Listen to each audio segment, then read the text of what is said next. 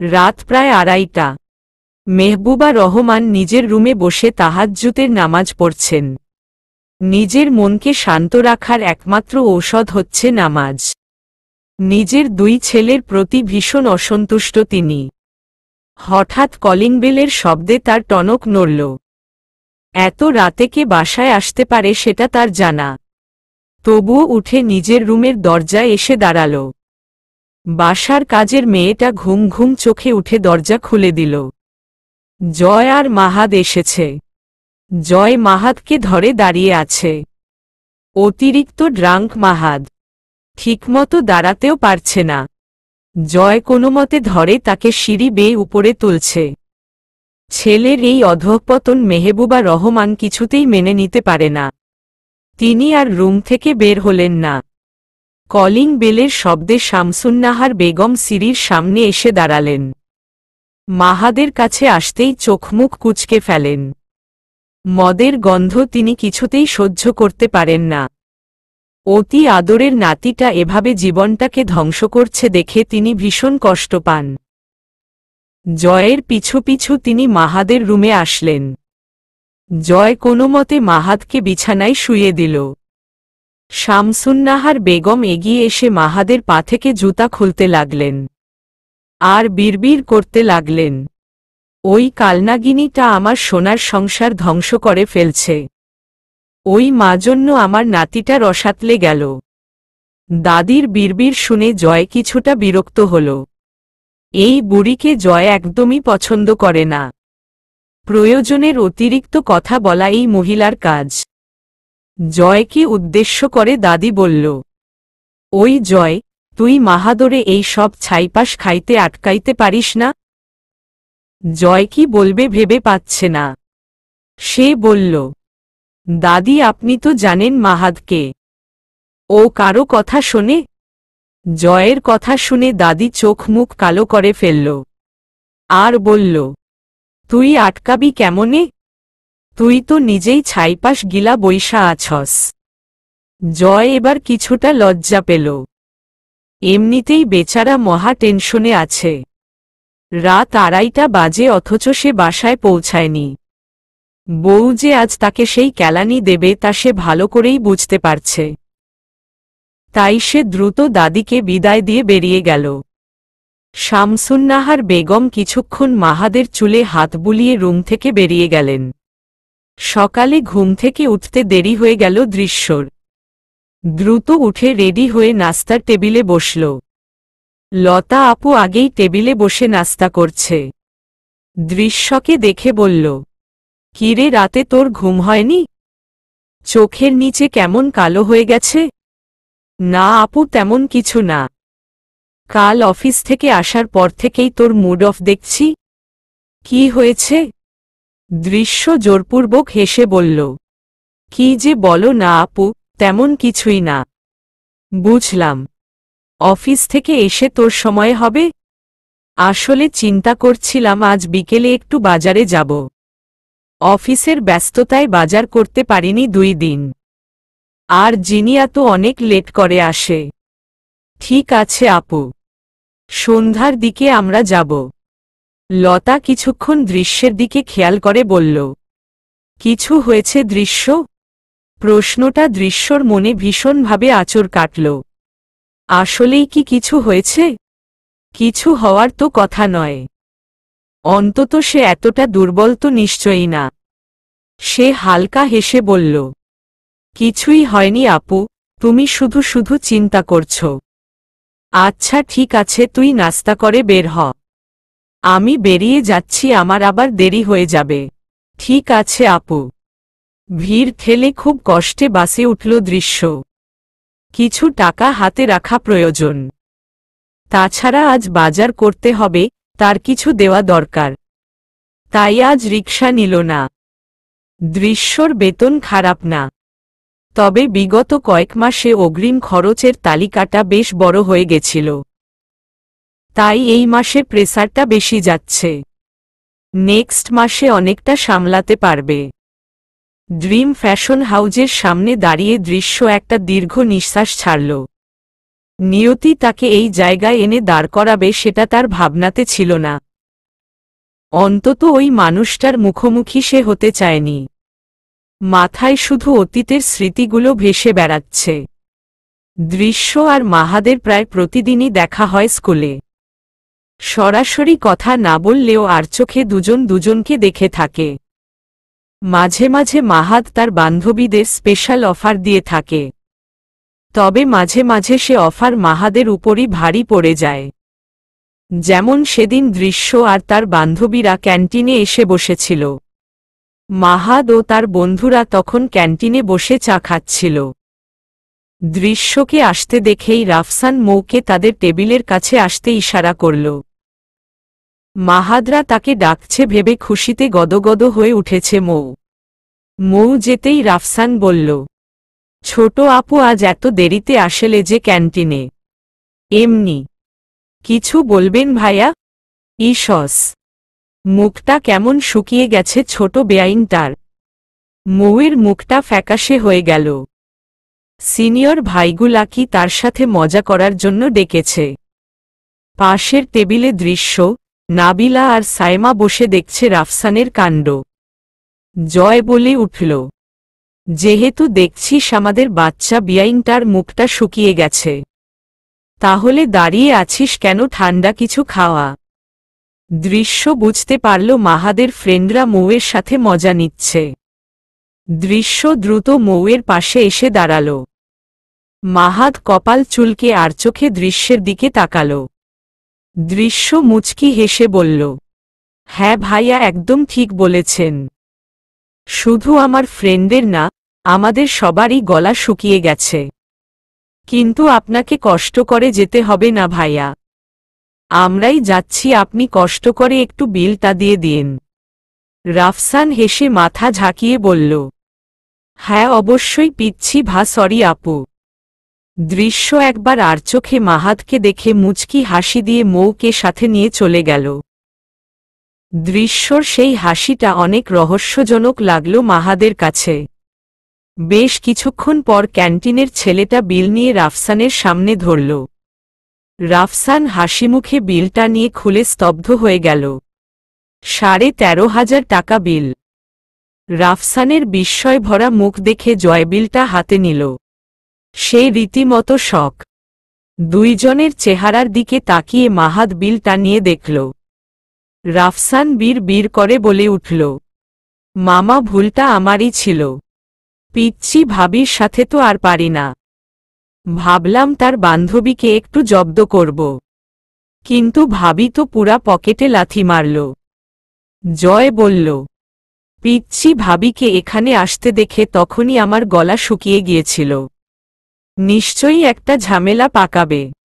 মাহাদ মনে মনে একটু হাসল। এই পিচ্ছিটা আসলেই সেই একটা জিনিস, পুরো পৃথিবীতে মনে হয় এক পিস।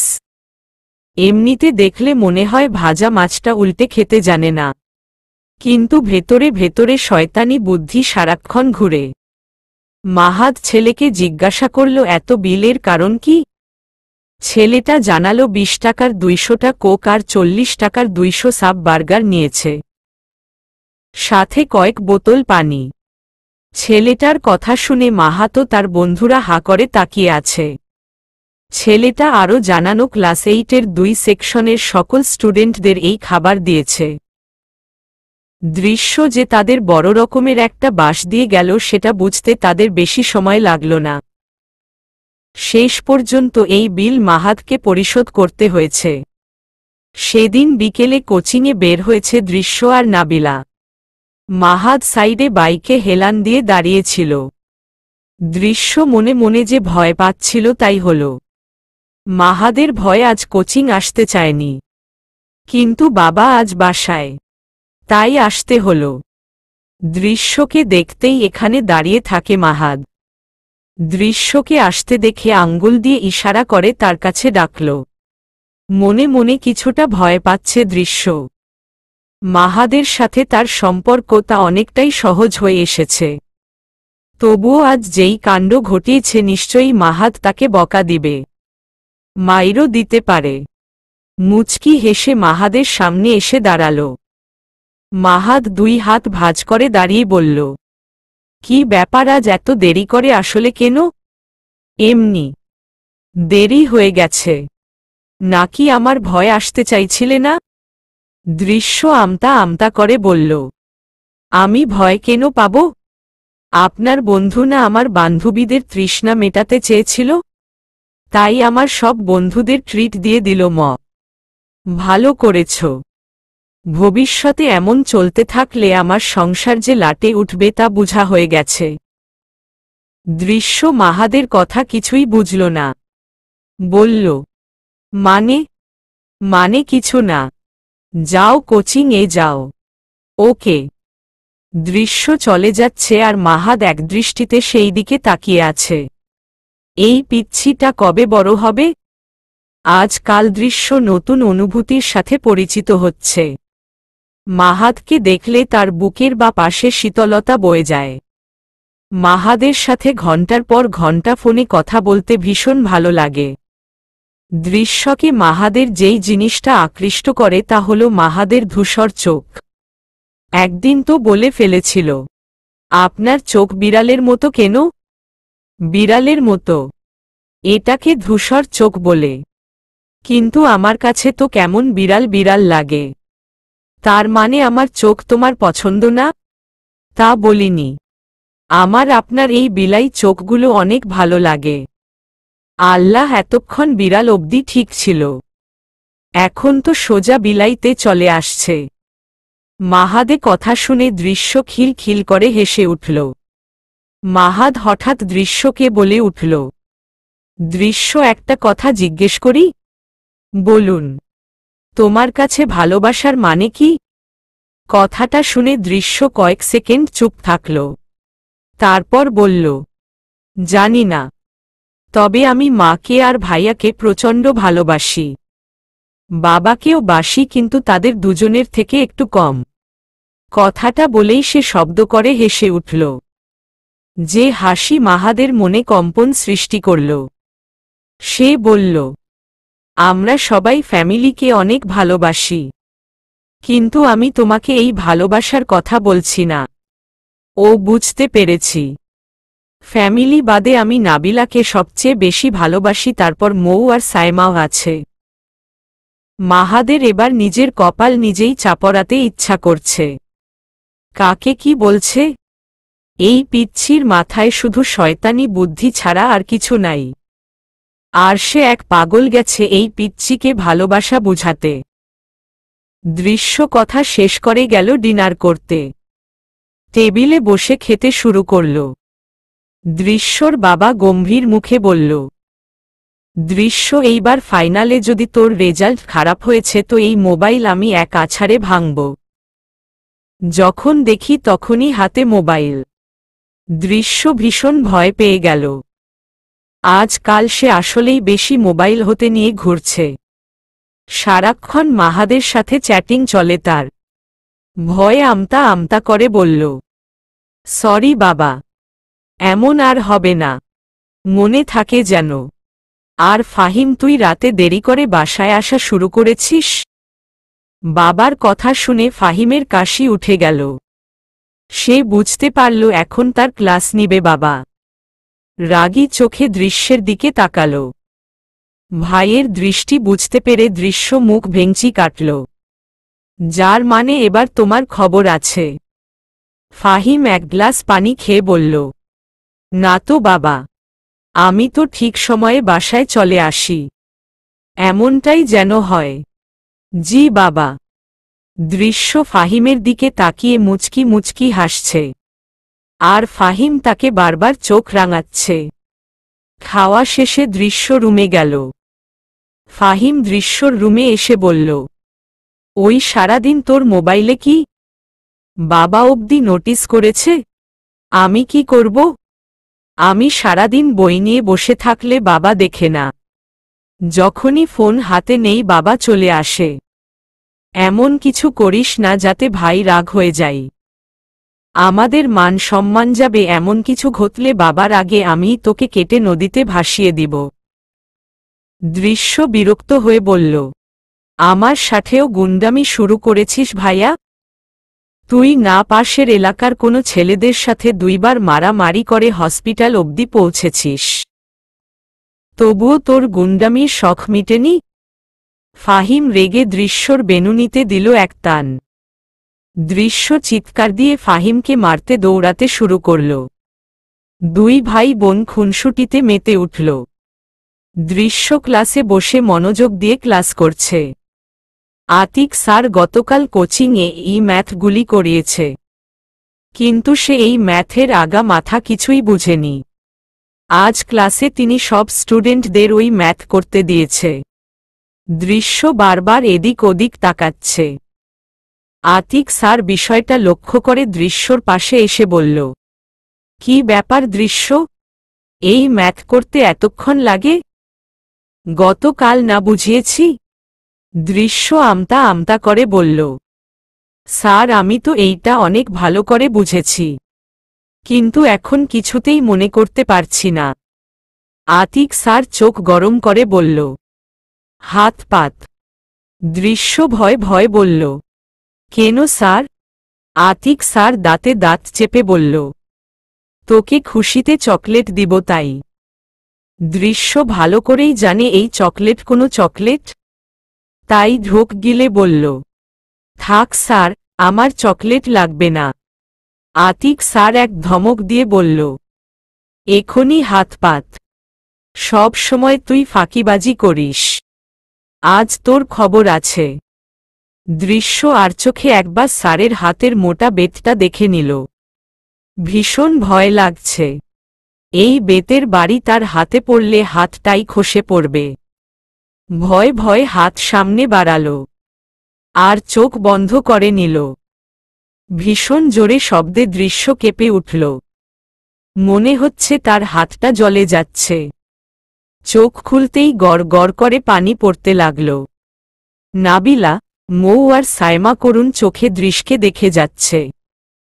দৃশ্যকে কাঁদতে দেখে আতিক স্যার তাকে ক্লাস থেকে বাইরে বের করে দিল। মাহাদ করিডোর দিয়ে লাইব্রেরির দিকে যাচ্ছিল। হঠাৎ তার চোখ পড়ল ক্লাসের বাহিরে দাঁড়িয়ে থাকা দৃশ্যর দিকে।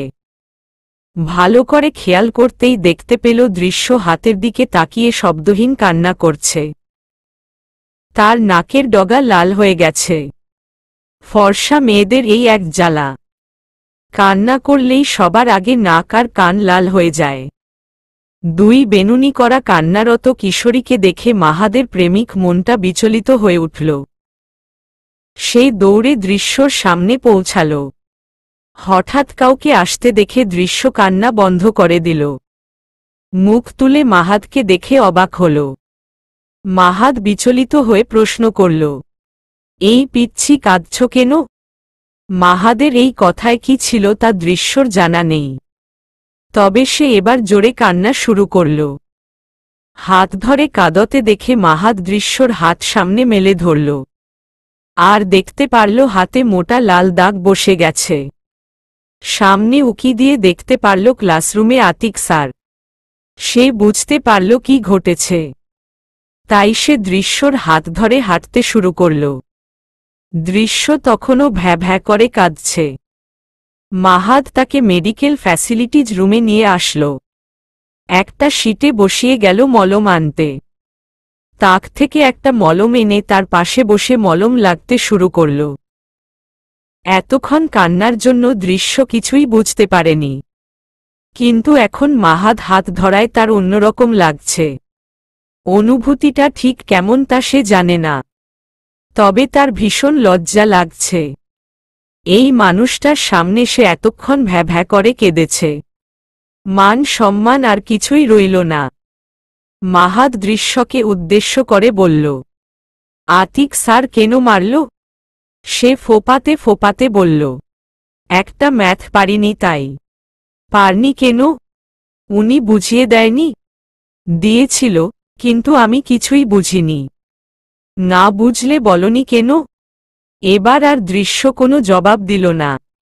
মাহাদ বলল, ছুটির পর লাইব্রেরিতে বই খাতা নিয়ে চলে আসবে, আমি বুঝিয়ে দিব ম্যাথ। মনে থাকবে? দৃশ্য মাথা ঝাঁকিয়ে হে জানাল। মাহাদ কড়া চোখে দৃশ্যর দিকে তাকিয়ে বলল, এমন কিছুই করবে না যাতে কেউ তোমার গায়ে হাত তোলার সুযোগ পায়।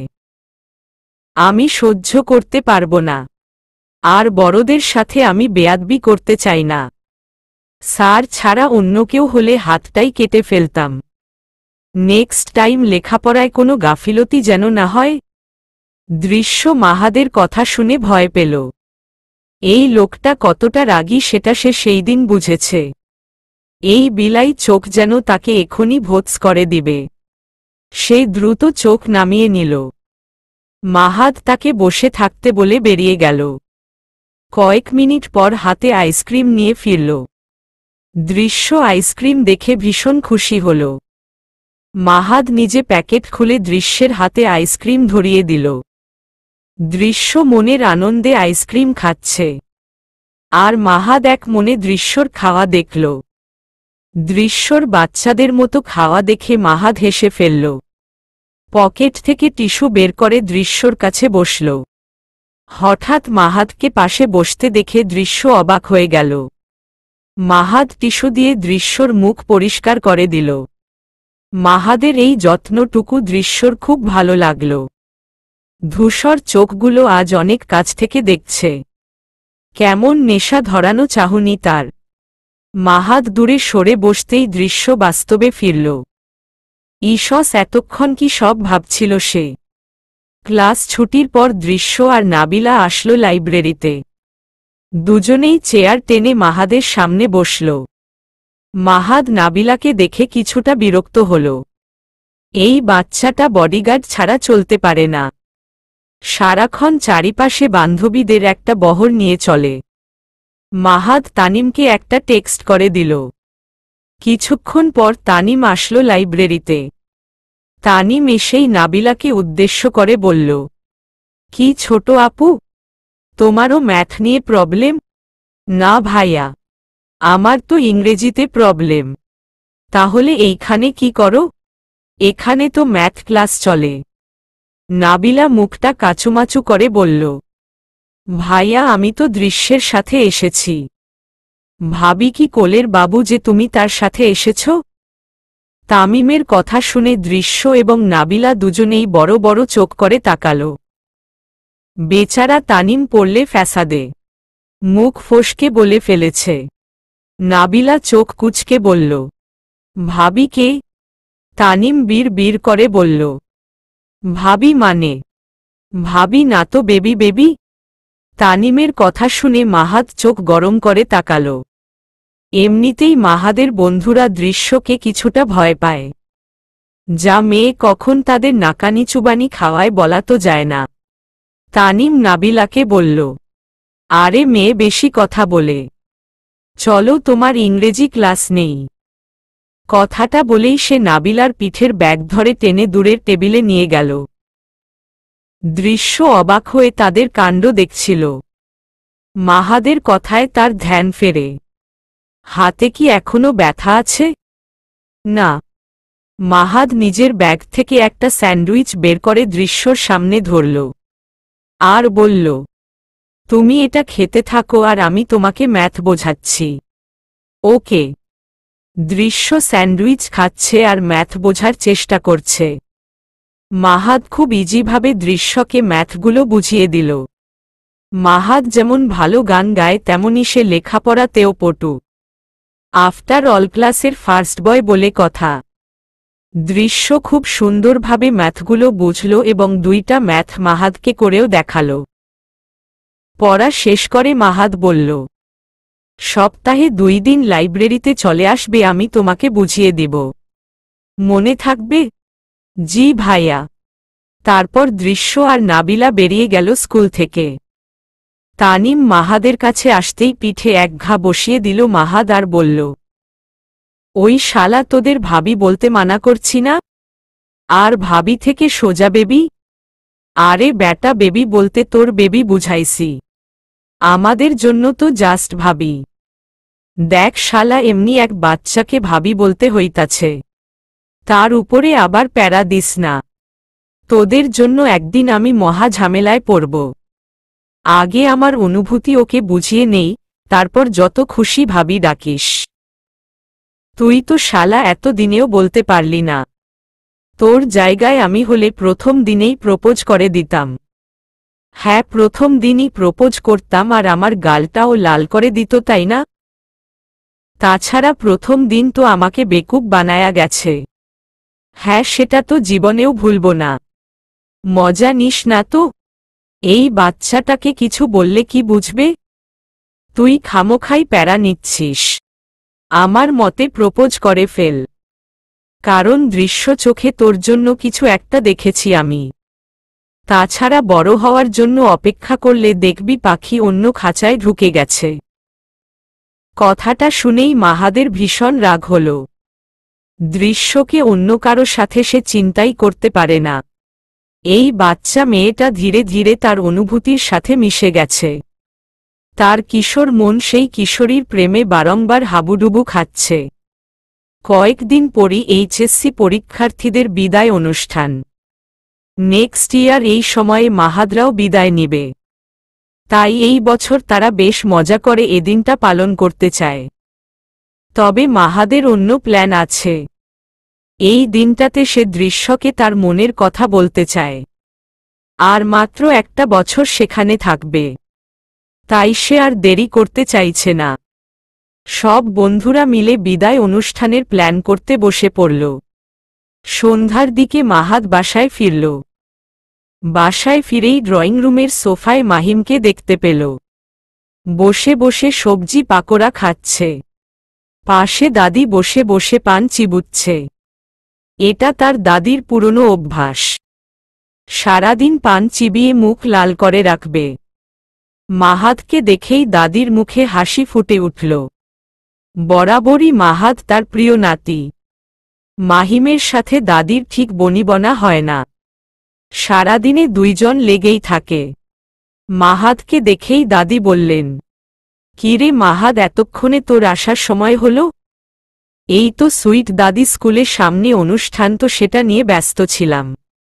তোরা দুই ভাই সারাদিনই বাইরে টি টি করে ঘুরে বেড়াস। আল্লাহ, আজ একটা নাতনি দিল, আমার দুঃখটা বুঝত।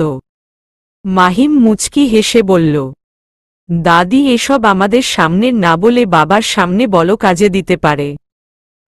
মাহিমের কথা শুনে দাদি মাথায় এক চটি মারল আর বলল, বান্দর পোলা, কার সামনে কি বলতে হয় সেটাও শিখিসনি? মাহিম মাথা ডলতে ডলতে বলল, আরে দাদি, আমি তো সে কথাই বললাম। যে কথা বাবার সামনে বললে কাজে দিবে সেটা আমাদের সামনে বলে কি লাভ বল? কথাটা বলতে বলতেই আমজাদ রহমান ড্রয়িং রুমে আসলেন আর বললেন, কি কথা হচ্ছে দাদি নাতির মধ্যে?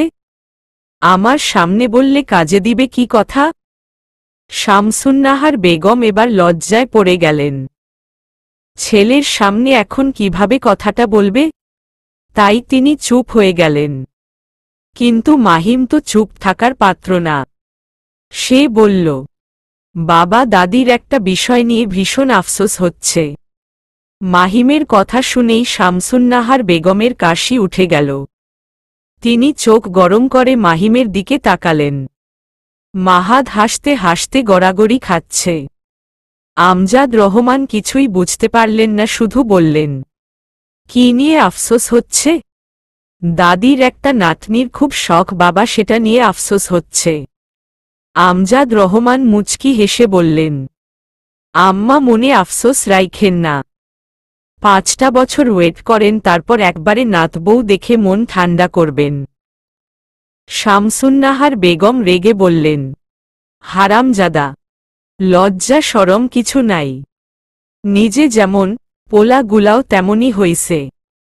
3 বাপ ছেলে মিলে হাসতে লাগল আর দাদি বিরক্ত হয়ে নিজের রুমে চলে গেল। দৃশ্য আর নাবিলা বের হয়েছে বিকেলে কোচিংয়ের উদ্দেশ্যে। বাসা থেকে বের হতেই তমা আপুর সাথে দেখা হয়ে গেল। দৃশ্যদের সামনের বাড়িটাই তমাদের বাড়ি। তমা এবার ক্লাস 10-এ পড়ে। তমাকে দেখেই দৃশ্য হেসে বলল, কেমন আছো তমা আপু? এই তো ভালো, তোরা কেমন আছিস? আমরা ভালো আছি, আর ফাহিম ভাইয়াও ভালো আছে। তমা অবাক চোখে দৃশ্যের দিকে তাকালো আর বলল, আমি কি তোর ভাইয়ের কথা জিজ্ঞেস করেছি? না, এখনো করনি। বাট ঘুরিয়ে ফিরিয়ে ভাইয়ার কথাই তুমি জিজ্ঞেস করতে? আমার ঠেকা পড়েছে তোর গুন্ডা ভাইয়ের খবর নিতে। হ্যাঁ, এর জন্যই তো বারান্দা দিয়ে আমার ভাইয়ের রুমে উকি ঝুঁকি মারো। দৃশ্যর কথায় তমার কেশে উঠল। নাবিলা বোকার মতো তাদের দুজনকে দেখে যাচ্ছে। তার আশেপাশে এত কিছু ঘটে আর সে সেটা খেয়ালই করেনি। তমা বলল, তুই বেশি পেকে গেছিস দৃশ্য। সে যাই বলো, আমার ভাইকে পটাতে না পারলে ভাবি কিন্তু ডাকব না। তমা রাগী চোখে বলল, লাগবে না আমার তোর মতো ফাজিল ননদ। সময় আসলে আমাকেই লাগবে। এই যা কোচিংয়ে যা। ওকে আপু। দৃশ্য চলে যেতেই তমা হাফ ছেড়ে বাঁচল। ফাহিমকে সে ছোটবেলা থেকেই ভীষণ পছন্দ করে, কিন্তু ফাহিমের রাগকে সে ভীষণ ভয় পায়। আর সেই ভয়ই কখনো ফাহিমকে মনের কথা বলতে পারেনি তমা। ফাহিমের থেকে মাত্র 2 বছরের ছোট হলেও ফাহিম তাকে বাচ্চাই মনে করে, যেন তার থেকে 7-8 বছরের বড়। ফাহিমের ভাব দেখলে তার মাঝে মাঝে গা জ্বালা করে। তবে দৃশ্যকে তমা ভীষণ পছন্দ করে। মেয়েটা ভীষণ চঞ্চল, সারাদিন শুধু দুষ্টুমি করে বেড়ানোই তার কাজ। বরাবরের মতো আজও মাহাত দাঁড়িয়ে আছে দৃশ্যের কোচিংয়ের গলির মোড়ে। দৃশ্যকে আসতে দেখেই বাইক থেকে নেমে দাঁড়াল। পকেট থেকে 2টো চকলেট বের করে তাদের দুইজনকে দিল। দৃশ্যকে উদ্দেশ্য করে বলল, হাতের ব্যথা কমছে? হে, আপনি প্রতিদিন এখানে কি করেন? দৃশ্যের কথা শুনে মাহাদ মুচকি হাসল আর বলল, আমার খুব প্রিয় একজনের অপেক্ষা করি। কথাটা শুনে না চাইতেও দৃশ্যের মনটা কিছুটা খারাপ হল। তবুও কৌতূহল নিয়ে জিজ্ঞাসা করল, কে আপনার প্রিয় মানুষ? দৃশ্যর মন খারাপ দেখে মাহাদ মুচকি হাসল আর বলল, সময় আসুক তখন বলবো। আচ্ছা ভাইয়া, আমাদের দেরি হয়ে যাচ্ছে, আসি। মাহাদ বুঝতে পারল দৃশ্যর মনটা খারাপ হয়ে গেছে। তাই সে কথা বাড়াল না, শুধু বলল, আচ্ছা যাও। পরদিন দৃশ্য আর তার বান্ধবীরা ক্লাসরুমে বসে আড্ডা দিচ্ছিল। হঠাৎ মাহাদ আর তার বেশ কয়েকজন বন্ধুরা দৃশ্যদের ক্লাসরুমে ঢুকল আর সবাইকে উদ্দেশ্য করে বলল, সামনে স্কুলের বিদায় অনুষ্ঠান। যারা যারা অনুষ্ঠানে পার্টিসিপেট করতে চায় তারা যেন অডিটোরিয়ামে এসে নাম এন্ট্রি করে যায়। আর মেয়েদের জন্য শাড়ি আর ছেলেদের জন্য পাঞ্জাবি পরার নির্দেশনা দিল। দৃশ্য তো অনুষ্ঠানের কথা শুনেই ভীষণ এক্সাইটেড হয়ে গেল। অনুষ্ঠান মানেই মাহাদের গান। মাহাদ আর চোখে একবার দৃশ্যের দিকে তাকাল, তারপর মুচকি হেসে ক্লাসরুম থেকে বেরিয়ে গেল। দৃশ্য বরাবরই অলস প্রকৃতির মেয়ে। এসব অনুষ্ঠানে সে কখনোই পার্টিসিপেট করতে চায় না। এবারও তাই হল। অডিটোরিয়ামের পাশ দিয়ে যাওয়ার সময় দেখল মাহাদ একটা মেয়ের সাথে ভীষণ হেসে কথা বলছে। মেয়েটার নাম রামিসা, মহাদের সাথে একই ক্লাসে পড়ে। এই মেয়েটাকে দৃশ্যর এক কথায় ঢঙ্গী মনে হয়। তার বন্ধু বান্ধবের লিস্ট খুঁজতে গেলে মেয়ের সংখ্যা হাতে গোনাই পাওয়া যাবে।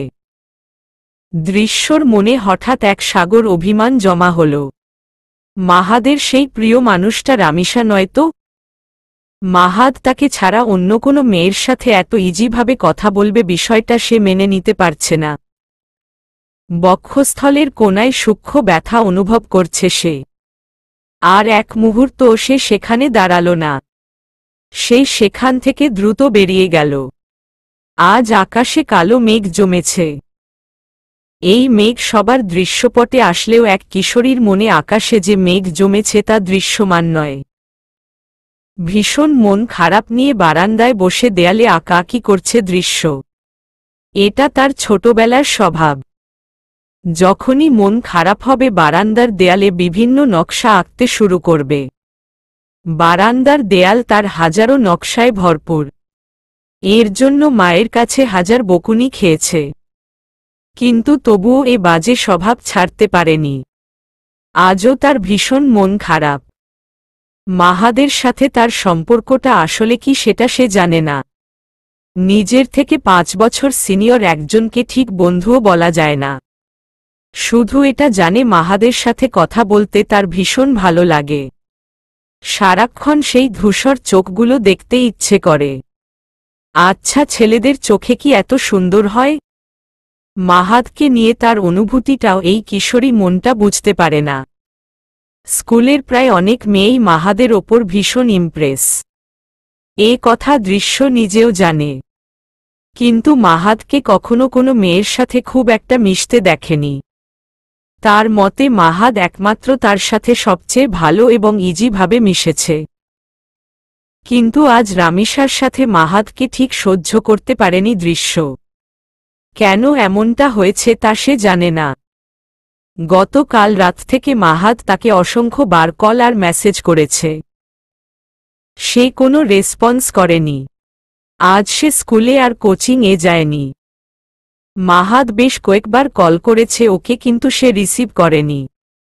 মেসেঞ্জারে কোনো রিপ্লাই দেয়নি।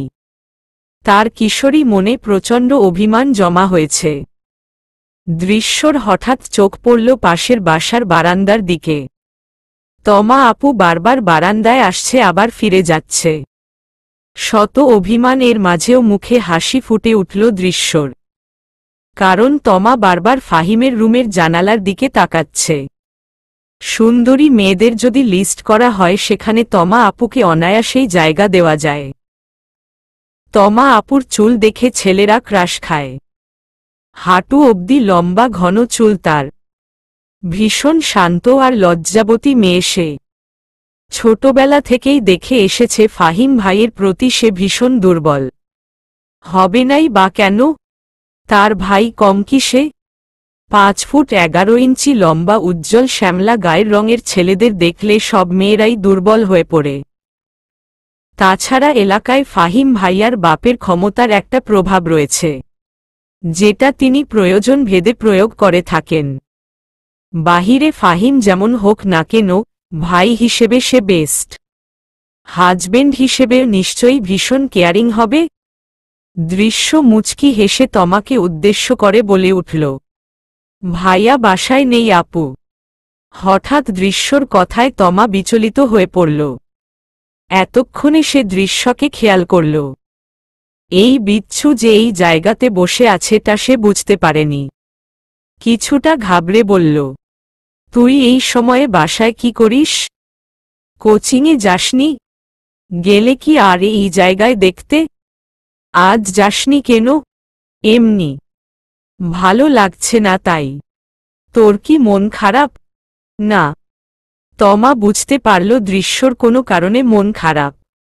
তাই সে বলল, গলির মোড়ে ফুচকা খেতে যাবি? মুহূর্তেই দৃশ্য চোখ চকচক করে উঠল। ফুচকা, আইসক্রিম, চকলেট এসব জিনিস সে কিছুতেই মানা করতে পারে না। সকাল থেকেই মাহাদের মেজাজ ভীষণ গরম। গতকাল বিকেল থেকে দৃশ্যকে কল করে যাচ্ছে, কিন্তু সে কিছুতেই রিসিভ করছে না। তাই সে সকাল রেডি হয়ে কলেজে চলে গেল। ভেবেছে কলেজে দৃশ্য সাথে কথা বলবে, কিন্তু সেখানে যেও দৃশ্যর কোনো দেখা পেল না। না দৃশ্য এসেছে আর না নাবিলা। মৌকে জিজ্ঞেস করে জানতে পারল আজ দৃশ্য স্কুলে আসেনি। মনটা ভীষণ খারাপ হয়ে গেল তার। ক্লাসে খুব একটা মনোযোগ দিতে পারেনি। সারাটা দিন খুব কষ্টে কাটিয়ে বিকেলে দৃশ্যর কোচিংয়ের মোড়ে অপেক্ষা করতে লাগল। না, সেখানেও আজ দৃশ্যর কোনো দেখা পেল না। মাহাদকে মন খারাপ করতে দেখে জয় বলল, দোস্ত তোর তো পুরাই দেবদাসের মতো অবস্থা। আমাদের পিচ্ছি ভাবি মাহাদকে পুরা দেবদাস বানাইয়া ছাড়ছে। জয়ের কথা শুনে রাফসান আর তানিম হেসে উঠল। মাহাদ বিরক্ত নিয়ে বলল, শালা মজা নিস না, মন মেজাজ এমনি খারাপ। রাফসান মজার সুরে বলল, একটা বাচ্চার প্রেমে পড়ছিস, এবার বুঝো মজা। নিজের মনের কথা না বলতে পারছিস, আর না ওই বাচ্চাটা নিজে থেকে বুঝতে পারছে। তানিম বুঝতে পারলেও মাহাদের মেজাজ গরম হচ্ছে। তাই সে বলল, চল কোথাও ঘুরে আসি। পাশের এলাকায় একটা নতুন শর্মা হাউজ খুলেছে, চল সেখানে ধু মেরে আসি। তামিমের কথায় সবাই রাজি হয়ে গেল। তারা বেরিয়ে পড়ল। সেখান থেকে ফিরতে রাস্তায় হঠাৎ মাহাদের চোখ পড়ল। দৃশ্য খুব মজা করে ফুচকা খাচ্ছে।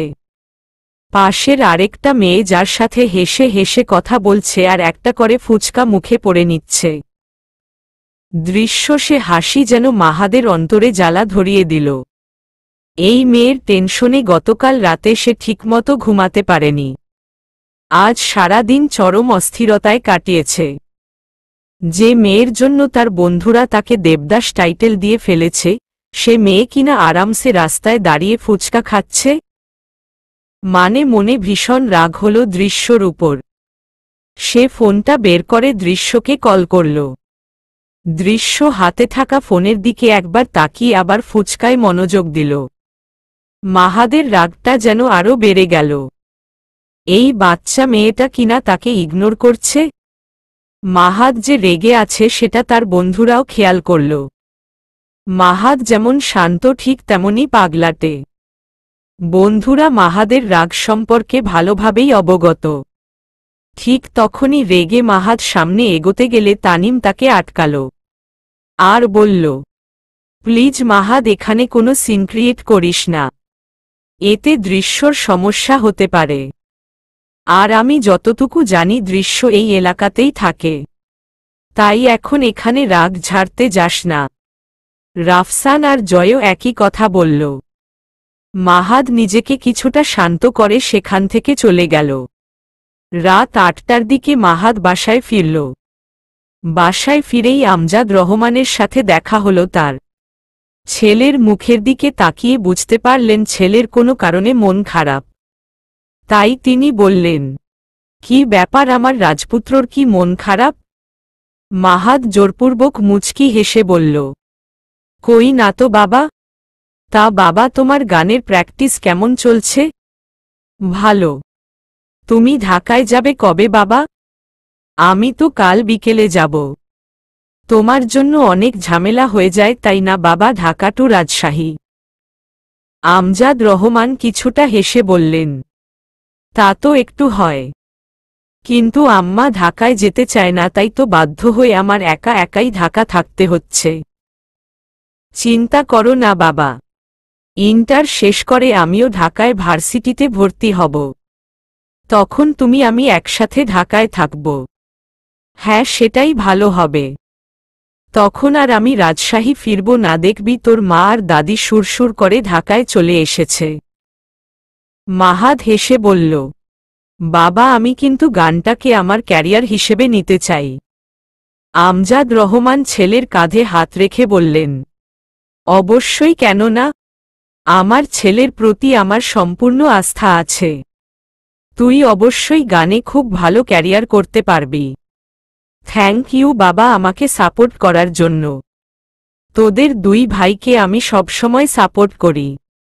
বাবা ছেলের কথার মাঝে সেখানে আখি রহমান উপস্থিত হলেন। তিনি মাহাদকে উদ্দেশ্য করে বললেন, কি ব্যাপার মাহাদ, বাসায় আসতে এত দেরি কেন হলো? এত লেট করে বাসায় আসা কিন্তু আমার মোটেও পছন্দ না। এতদিন মাহিম লেট করে আসতো, এখন তুইও শুরু করেছিস? মাহাদ মুচকি হেসে মাকে বলল, সরি মা, আর এমন হবে না। গানের প্রোগ্রাম থাকলে তো আমি মানা করি না রাতে বাসায় বাইরে থাকতে, কিন্তু অকারণে বাড়ির বাইরে রাতে থাকাটা আমার পছন্দ না।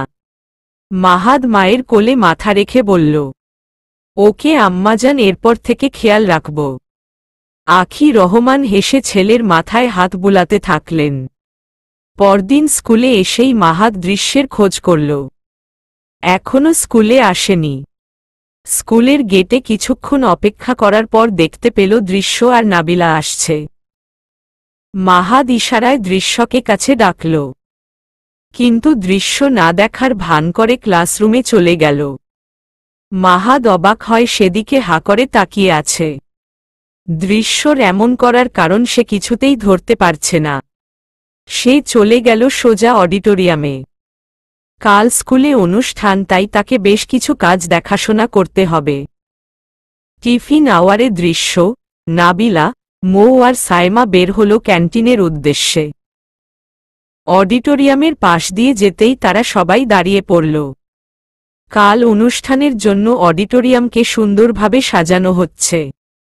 তারা দাঁড়িয়ে সে সাজানো দেখতে লাগল, কিন্তু দৃশ্য নজর অন্যদিকে। মাহাদ মই দিয়ে উপরে উঠে বেলুন সাজাচ্ছে, আর নিচে দাঁড়িয়ে রামিসা মাহাদকে বেলুন পাস করছেন। দুজনের মধ্যে বেশ কথা হচ্ছে। হঠাৎ সায়মা বলে উঠল, রামিসা আপু আর মাহাদ ভাই কি রিলেশন আছে? মৌ কপাল কুঁচকে বলল, জানি না তো, তোর এমন কেন মনে হলো? আরে দেখিস না, ইদানিং রামিসা আপু আর মাহাদ ভাই কেমন চিপকে থাকে। ঠিক বলেছিস, আমিও বিষয়টা খেয়াল করেছি, কিন্তু এই রমিসা আপুকে আমার মোটেও ভালো লাগে না।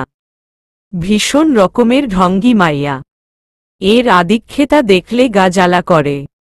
দৃশ্য ওদের কথা শুনছে আর রাগে ফুঁসছে। আবার চোখ ফিরালো মাহাদের দিকে। মাহাদ মই থেকে নিচে নামতেই রামিসা মহাদের বুকের পাশে এসে হাত দিয়ে শার্ট ঝরতে লাগল, আর মাহাদ হেসে তাকে মানা করতে লাগল।